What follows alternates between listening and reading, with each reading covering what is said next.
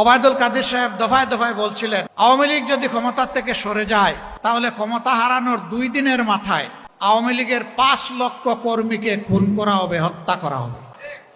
কেন তিনি বলেছিলেন? কারণ তারা মানুষ খুন করেছিলেন, এই জন্য তাদের ভয় ছিল যে মানুষ তাদের কাছ থেকে প্রতিশোধ নেবে।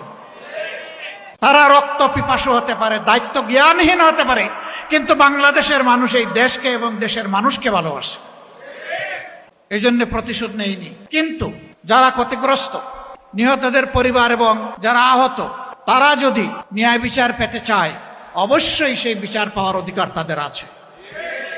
আমরা সেই বিচারের জন্য তাদের পাশে দাঁড়িয়ে লড়াই করব ন্যায় বিচার পাওয়ার জন্য। কিন্তু কেউ আমরা আইন হাতে তুলে নেব না।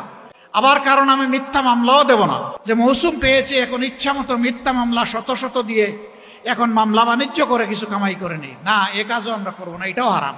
5 তারিখের পট পরিবর্তনের পরে সবাই যদি এই ধৈর্যটা ধরত, সবাই যদি মানুষকে সম্মান করত, সবাই যদি দেশটাকে ভালোবাসত, তাহলে রাস্তাঘাটে আজকে মানুষের কণ্ঠে কণ্ঠে, আজকে মানুষের মুখে মুখে এই কথাটা শুনতে হতো না, দেশ আজ চাঁদাবাজদের দখলে।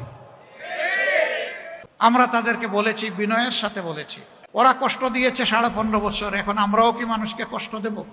এটা কি ঠিক হবে? আমরা তাদেরকে বড় অনুরোধ করেছিলাম, কে কার অনুরোধ শুনে?